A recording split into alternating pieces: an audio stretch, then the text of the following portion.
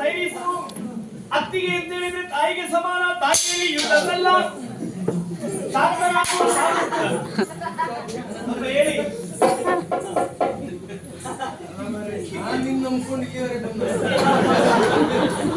ಮೈದರ, ನೀನು ಮೂರ್ಛಿತನಾಗಿ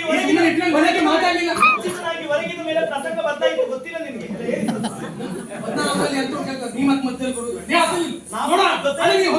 ಮಾತಾಡುದಿಲ್ಲ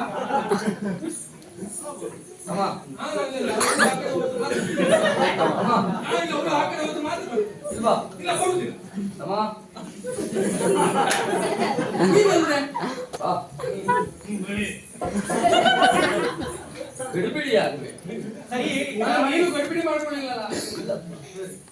ಮೂರ್ಛಿತನಾಗಿ ಬಿದ್ದಿರುವಂತಹ ಸಂದರ್ಭದಲ್ಲಿ ನನ್ನನ್ನು ಮಾತಾಡಿಸುವುದಕ್ಕೆ ಮುಂದಾದ, ಜೊತೆಗೆ ಶರಣಾಗಿದ್ದೇನೆ ಎನ್ನುವ ಹಾಗೆ ಶರಣಾಗಿ ಬಂದವಳು ಆಕೆ ಇದ್ದಾಳೆ. ಯುದ್ಧದಲ್ಲಿ ಶರಣಾದ ಇವರ ರೂಪಕ್ಕೆ ಮನಸ್ಸೋಗುವುದೇ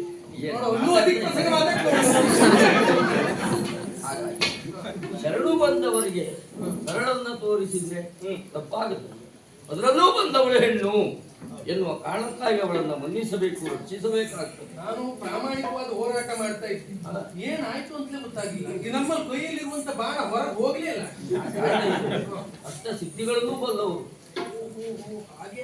ಹಾಗಾಗಿ ಎಚ್ಚರಿಕೆಯಿಂದ ವ್ಯವಹರಿಸಬೇಕು ಅಂತ ಹೇಳಿಯೇ ಕಳುಹಿತು ನಿನ್ನ. ಒಂದು ಮಾತು ಹೇಳ್ತೇನೆ, ಏನು ಹೇಳುದಿಲ್ಲ ಮತ್ತೆ ನಾ ಬೇಕಾ ಅಷ್ಟೇ. ಈಗ ಸದ್ಯಕ್ಕೆ ನೀನ್ ಬೇಕು, ಹೊಟ್ಟೆಗೆ ಮಾತಾಡ್ತಾರಲ್ಲ ಮನೆ ಗಡ್ಬಿಡಿ ಮಾಡುವುದೇ. ಹೌದು, ಏನಾಯ್ತು ಹೇಳಿ. ಸರಿ ಇಲ್ಲ, ನಾವು ಮತ್ತೆ ನಿನ್ನ ಬದುಕಿಸಿದ್ದಾನೆ.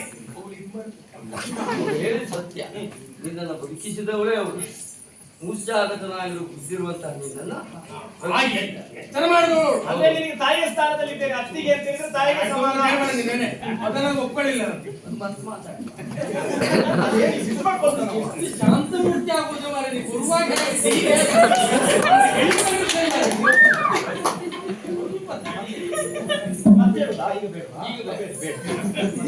ಅಣ್ಣ ಒಂದು ಹೇಳ್ತಾರೆ ಕೇಳು. ಏನು?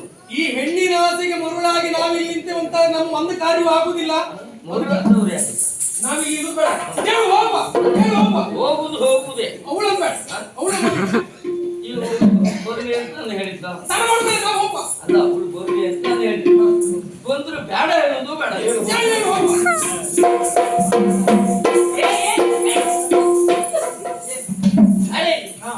ಏನೇ ಪ್ರಬಲ, ಏನೇ ಕಮಲ, ಮಾಡುವುದನ್ನು ಬಿಟ್ಟ ಸಮರ ಏನು ಸರಿಯಾಗಿ ಪಲಾಯನ ಸೂತ್ರ. ನಿನ್ ಹೊಟ್ಟೆಗೆ ಆಯ್ತು. ಆ ದೊಡ್ಡವನ ಜೊತೆ ನಾನು ಹೋಗ್ತಾನ, ಅದು ನಿನ್ ಹೊಟ್ಟೆಗೆ ಬಹುಶಃ ನೀನು ದೊಡ್ಡವರ ಮೇಲೆ ಕಣ್ಣಾಕಿದ್ಯೋ ಏನೋ, ಈಗ ನಿನ್ಗೆ ಸಿಕ್ಕಿಲ್ಲ ನೋಡು. ಹಿರಿಯರಾದಂತಹ ನೀನು ನಮಗೆ ಮಾರ್ಗದರ್ಶಕರಾಗಿರ್ಬೇಕು. ನೀನು ಹೀಗೆ ನಡಿಬೇಕು, ಇದೇ ಮಾರ್ಗದರ್ಶನ. ನೋಡು, ಆ ರಾಣಿ ಅಮ್ಮ ಅಂತ ಹೇಳಿದ್ರೆ ನಿನ್ನ ಜೀವಮಾನದಲ್ಲಿ ಅಮ್ಮನಿಗೂ ಮದುವೆ ಇಲ್ಲ, ನಮಗೂ ಮದುವೆ ಇಲ್ಲ.